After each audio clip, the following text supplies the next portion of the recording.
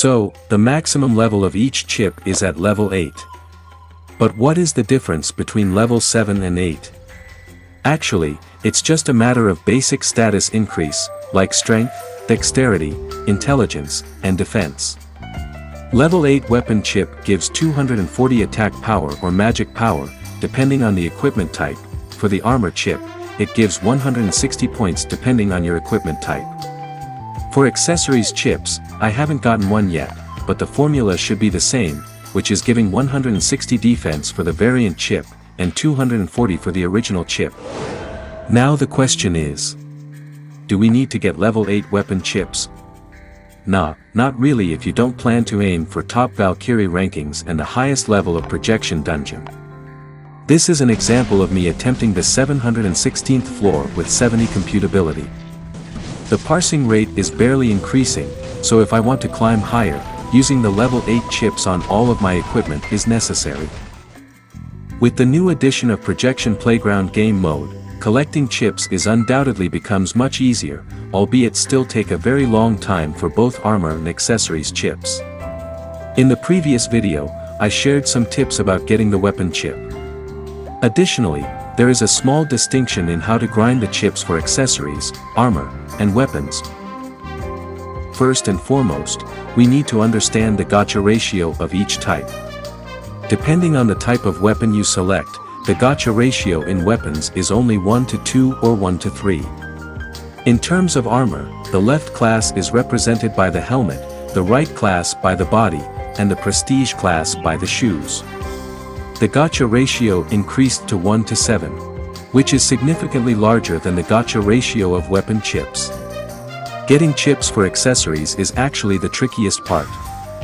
The Esotech fragment pricing skyrocketed as the gacha ratio took an astounding 1 to 20. The cost of getting accessories chip is estimated similar to producing 10 weapon chips. Let's now discuss how much it costs to produce one level 8 chip. Nearly 22,000 Esotech fragments are obtained from dismantle, which means we need at least 44,000 from dismantle process to get one level 8 chip. Because you can't pick which skill to get from the dismantle process, it required for you to grind the chips of the same type at the same time. This indicates that you will need to obtain at least 300,000 Esotech fragments in order to obtain level 8 armor chips, and about 900,000 for accessories chips. Of course, this is just a rough estimation since you must already have some chips at level 6 or even 7 from the hollow chest. Next is the method, so for armor and accessories chips are a little bit different. The first one is to utilize the similar shop reset trick as the previous video, but we'll do it within the town instead.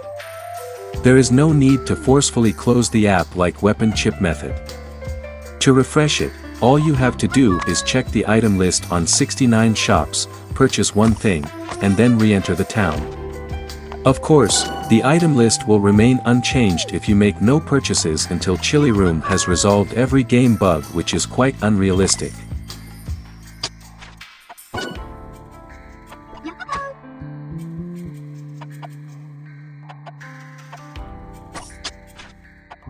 You can also jump to another town to refresh the item list.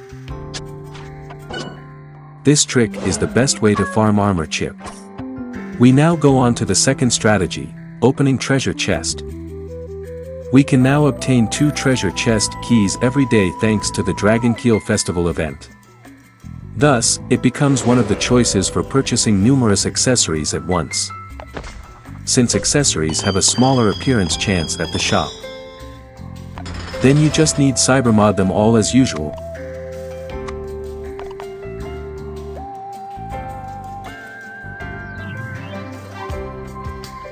You can also utilize your other resources for the third method, by crafting accessories.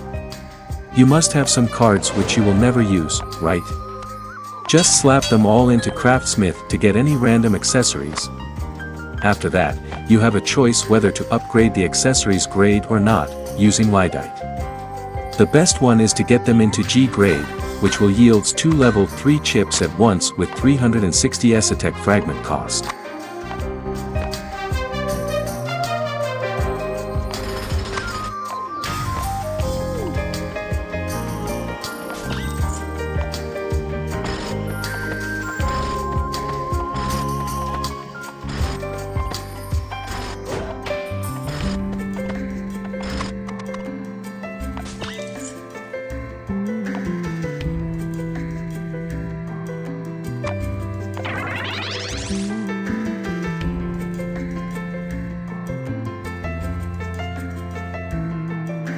And, that's it for the video.